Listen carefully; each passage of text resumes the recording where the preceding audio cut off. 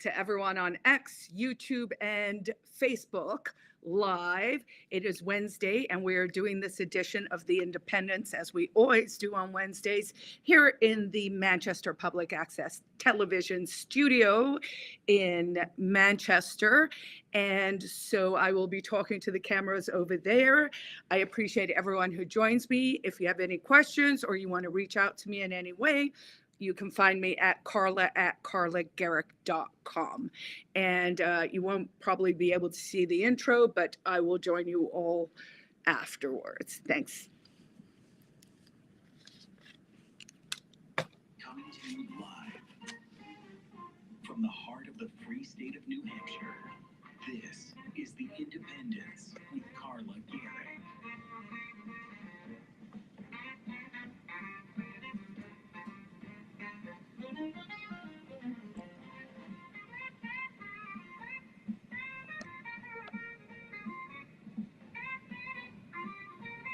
This is what everybody does. A little dancing. I feel like.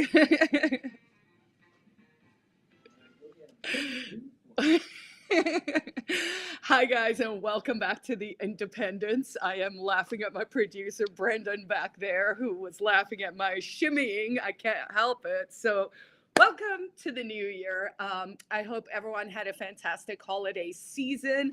I certainly did. Went up to Canada, Montreal for 2 days, Quebec City for 2 days. I'd never been in Quebec City before. That was sort of a great experience.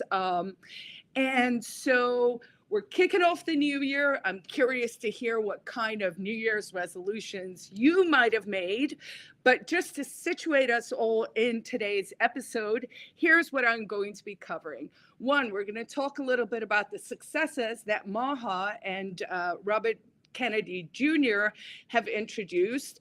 I'm not going to fully touch on the disasters that are coming out of the Trump administration, but we could have picked two horses there. I was the one who said, send them to the Libertarian Convention and flip a coin on the order of who's president and who's vice president. But now we see Trump has been caught up or co-opted or something. So, there are rumblings of war in Venezuela. To me, that looks very strongly like a play for oil. A lot of influencers on the internet want you to believe it's something else. The neocons have bubbled up again. They are actually infiltrating libertarianism. So reminder, if you're anti-war, you're anti-war. You're not anti-war unless it's your guy bombing other people, okay? We will also be talking about what's coming up next week. I'm going to give you a quick recap on last night's AFP event over in Sandown for New Hampshire's 250th birthday, which was yesterday. Did you know New Hampshire was the first of the colonies to introduce or sign a New Hampshire Constitution? Yeah, before the Declaration of Independence. This is also why we as a state have the right to secede, because we incorporated before America. And that's the one they don't want you to know about. I will also tell you about some upcoming independence bills and my New Year's resolutions, what's up with the gold standard, what's coming up with EdUp, and whatever else we find time for. First, I want to tell just a cute little story about cannabis and Canada. So I was at this function last night with AFP out in the vineyard in Sandown. Really nice location. I'm going to butcher the name, so I'm not, but there is a vineyard. I'd never been there before. It was kind of a fun drive. You go through Auburn, and it was very Republican, although it was a nonpartisan event. In fact, I spoke to a new candidate running out of Bedford, Melissa, and she asked me, "Oh, what's your show's name?" And I said, "The Independence." And she looked like there was a visceral little reaction. And I thought, oh, wow, that's interesting. I'll have to think about that a little bit. But be that as it may, so I'm talking to some friends at the dinner table, And there's some Republicans sitting over there that I know from seeing them around. We've probably met a few times, but I wouldn't be able to give their name. And I was like, hey, I have this great pot story. And I see him like leaning in because he's now very curious.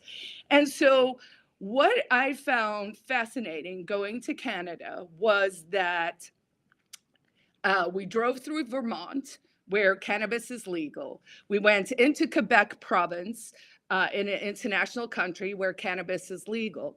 Leaving the United States, there was a sign that said, if you're carrying cannabis, you must declare it. Now, as a staunch libertarian, I know whenever someone says you must declare it, it just means they want to tax you. Now, I had decided I wasn't going to drive over the border with anything on me because I wasn't quite sure what the situation was. All right, fast forward. Now we're in Montreal. We're on holiday. Oh my goodness. In case people don't know, exchange rate really, really good going to Canada right now. I ate at least 4 Michelin star restaurants, mostly for lunch. I had one brunch that was 9 courses, including like caribou sausage, homemade ketchup. It's really nice little cheesy things, and I haven't eaten yet today, so I'm probably going to start salivating. But and that meal, 9-course brunch, at like 2 p.m. kind of thing with cafe au laits and everything, was like $30 US. So I think I'm going to be doing more Canada runs coming up. All right, so be that as it may, I'm in Montreal and I'm like, hey, I think I want to go get just some vape juice. And cannabis is legal. It is state-run in Quebec province. They have pot stores where you have to go. You have to show your ID. You go in. They, at the one at least I was at, did not sell flour, which is my preference. I'm sort of like a hippie that way. I've tried to get rid of all the other forms, with the edibles. That's a lot of sugar I don't need. With the vaping, it becomes very chronic because I'm an ex-smoker. Fine. So I get a vape, but it's like $100 for the machine and the 2 cartridges, right? So, at least money.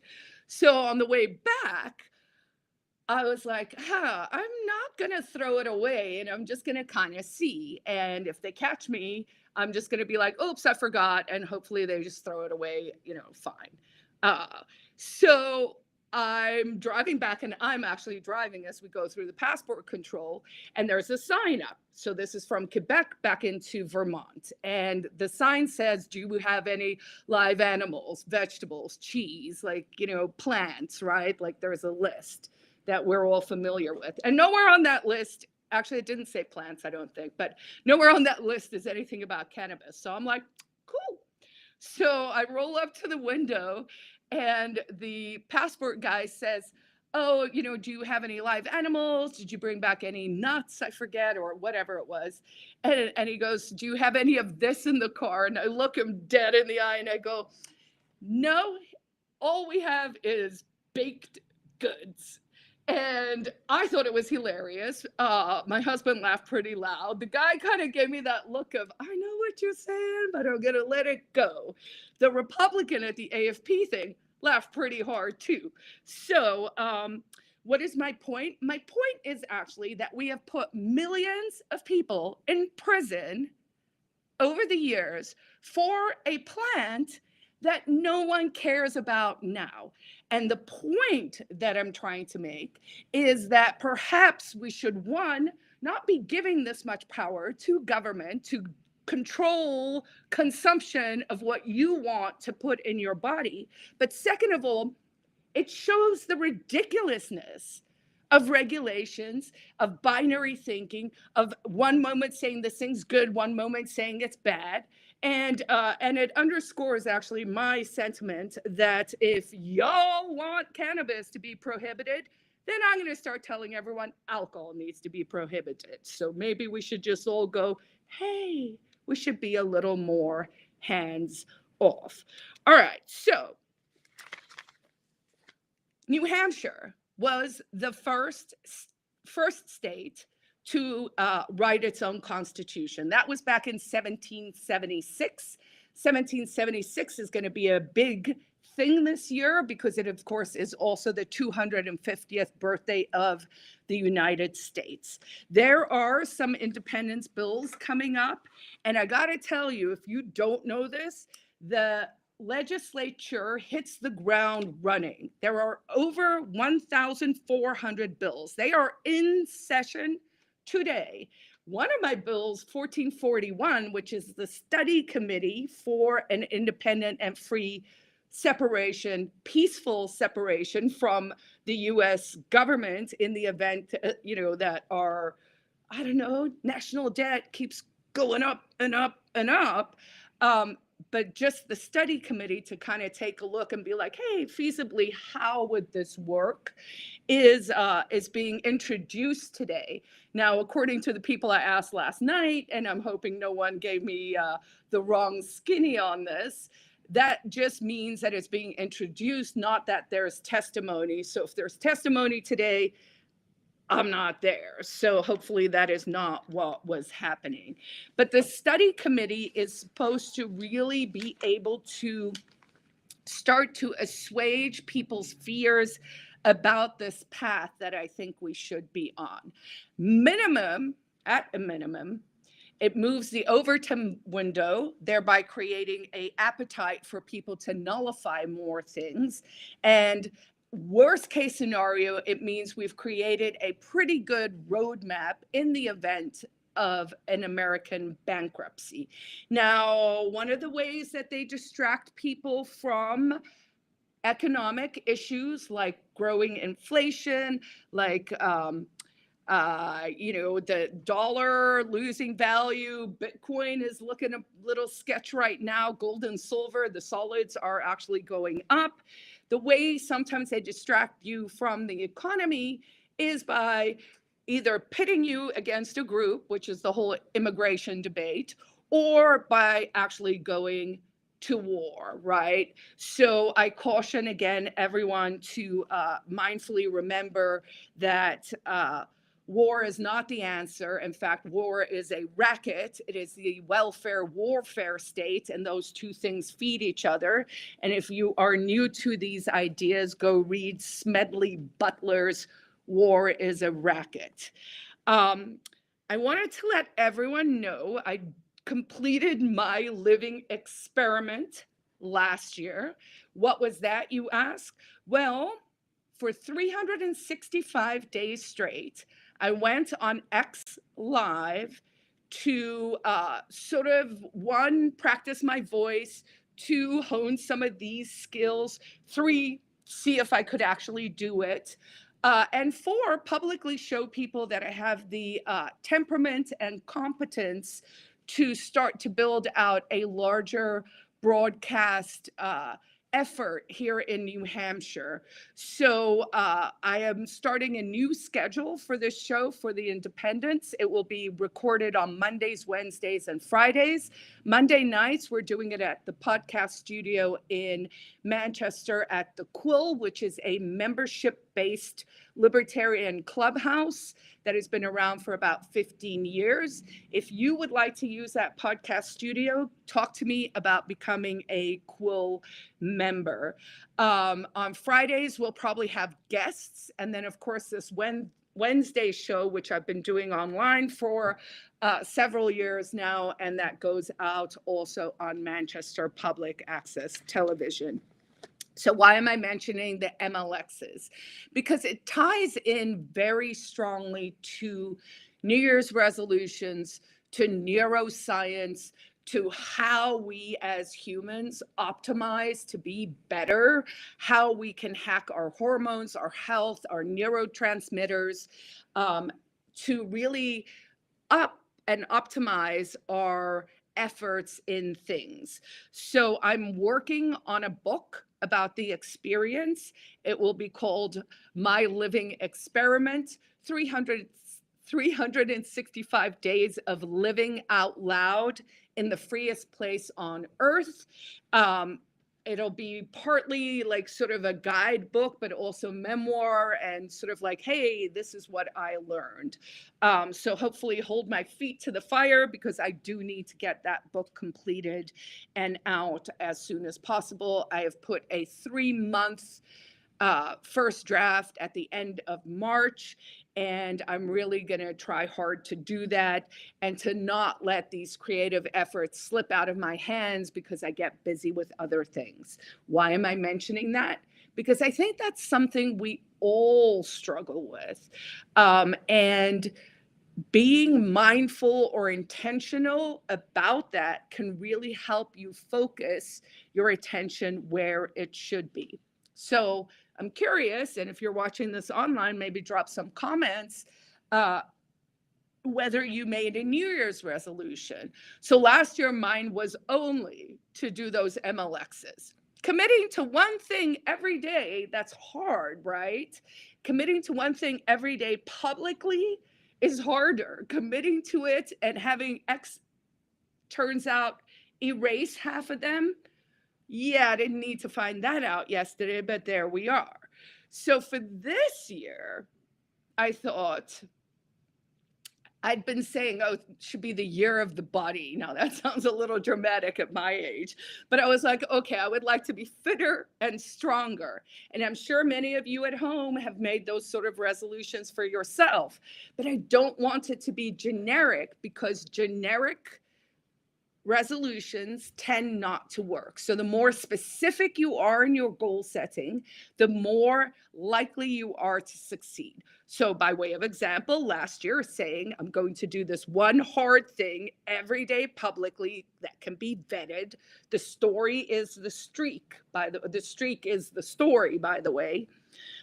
So for this year, I was like, all right, if I want to be fitter and stronger, but I also don't want to expend too much energy on that while I'm doing all these hundreds of other things.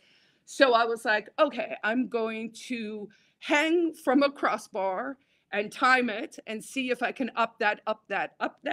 And for whatever amount of time I hang, I'm going to bounce a 10-pound ball from over my head down, right? So I only started on Monday, so that's the 6th of January. And I could only hang for 30 seconds, which I counted in my head, which means it was probably like 17, 18 seconds, because it's hard and I was counting really fast. And then the next day, I was like, okay, if you're going to do this like an MLX, meaning my living experiment, meaning doing it on a daily basis, doing something you want to accomplish so that you can rewire your brain so that you can release things like dopamine, serotonin, oxytocin, and the good feel-good molecules, the feel-good mood stabilizers, all the actual hormones and neurotransmitters you want to release so that you feel like you're accomplishing things and that you're actually putting your body in a good, balanced state, instead of chasing things like adrenaline and ghrelin, that's the hunger one, or like whatever the bad ones are that I choose not even to focus on. So daily habits, right? How you spend your time is your habits, and that is your life. Okay, so hopefully we'll see how this goes. I mean, I feel like I trained those wirings. So if you've made some New Year's resolutions, go do it. You can, and I'd love to hear how you do with that. All right, let's get into the meat and potatoes here, because it's start of the year. I've been rambling on about all my crap. So let me tell you guys a few things that are coming up so that we don't miss those towards the end.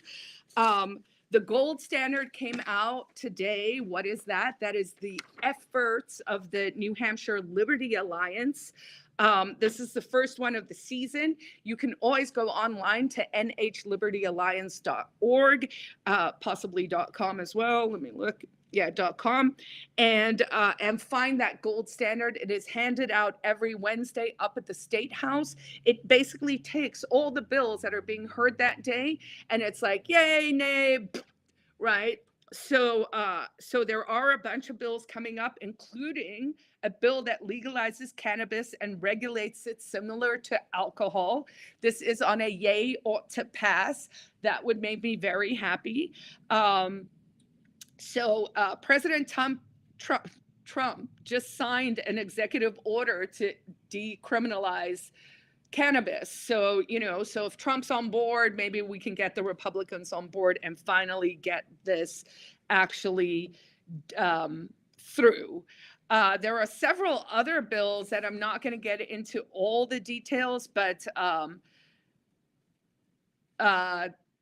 there is also, let's see, I think the big one is HB 603. So this has to do with firearms, stun guns, tasers, pepper spray, knives, tools, probably some brass knuckles if we're going to get into the whole thing here, where basically what they say, any self-defense tools cannot be more specifically regulated on a local level than on a state level, meaning constitutional protection for self-defense is really what it is. And again, here's the big secret. It's probably not going to impact your life one way or the other. If you're not into those weapons, you shouldn't even care. And if you're into it, you're probably doing it already. So let's just formalize the reality that is going on. All right. So Americans for Prosperity, as I mentioned, had that event last night. Kudos to everyone who put that together. It was a lot of fun, great turnout, probably over 200 people, good excitement, all of that. On January 13th, there will be a key policy event and discussion about universal license reciprocity.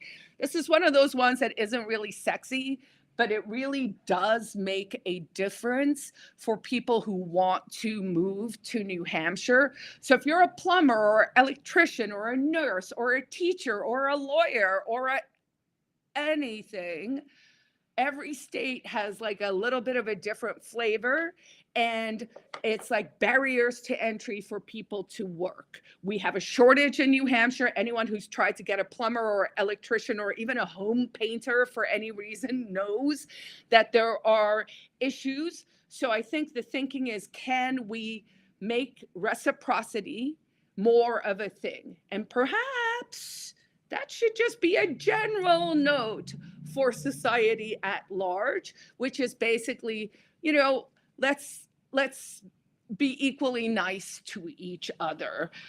So that is on January 13th.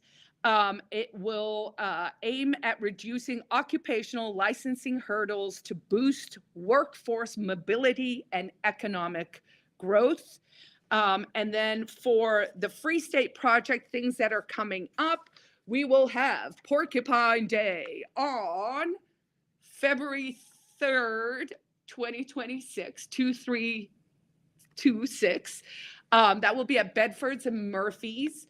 Murphy's in Bedford.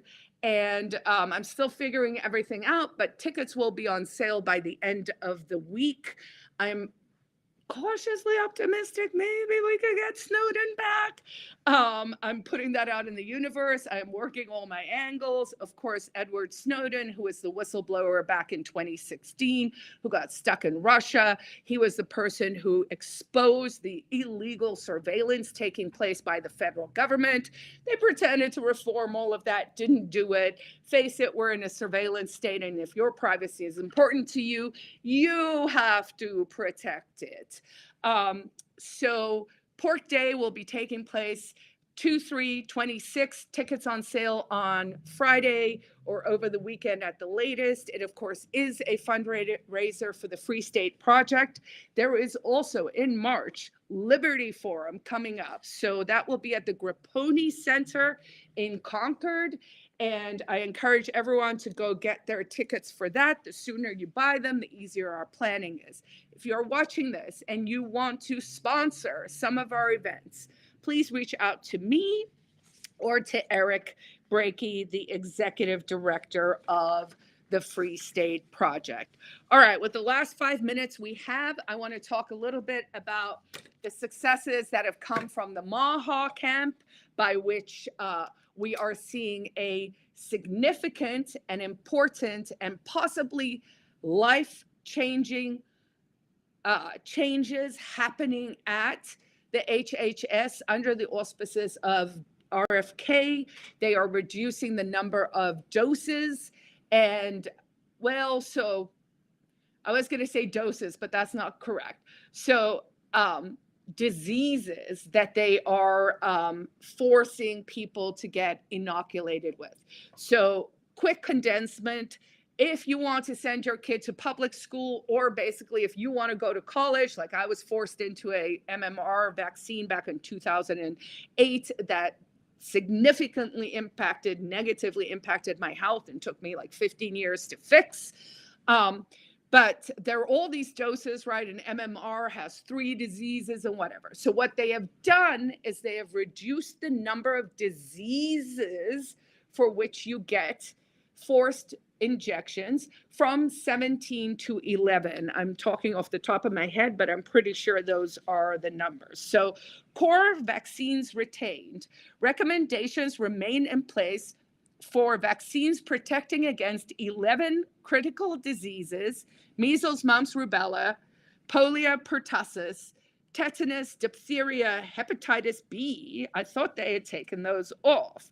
All right, so vaccines will now no longer be universally recommended.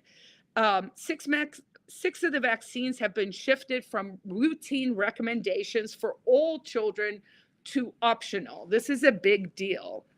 The change stems from a presidential memorandum directing a review of the vaccine schedule and emphasizing alignment with international consensus. So basically what they've done is they've actually made the US schedule look a lot more like Denmark's. Now, if the whole idea of this is getting your hackles up, you might want to ask yourself why. And the core answer will actually be that you, like me, and like everyone else, was propagandized into this belief about vaccines, that now that we can analyze openly and transparently the data in support of vaccines, vaccine safety, and why possibly on God's green earth they should have immunity from liability for these products that they are putting into newborns. The truth is coming out that there is not science to substantiate these products being on the market.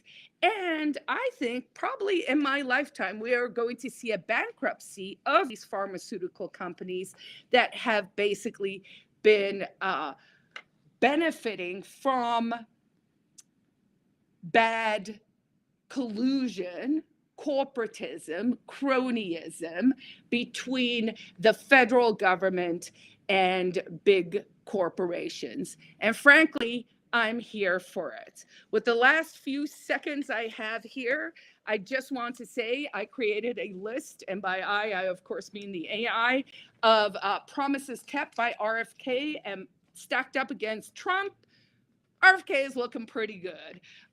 So, let's keep our eye on this war stuff. If you're into education stuff, there are 3 EdUp events coming up in the next month or so in Claremont on Monday, January 26th from 5 to 7 p.m. at the Claremont Savings Bank, in Dummer on Wednesday, January 28th from 6 to 8 p.m., and in Dover on Thursday, January 29th from 6 to 8 p.m. What is this? This is where you go if you're like, what is going on in the education landscape? EdUp has the answer for you. That is education options, fairs, and I highly recommend if you are a parent, that is a good place for you to go explore whether your child needs to stay in the failing public schools or if there are better options for you for their future.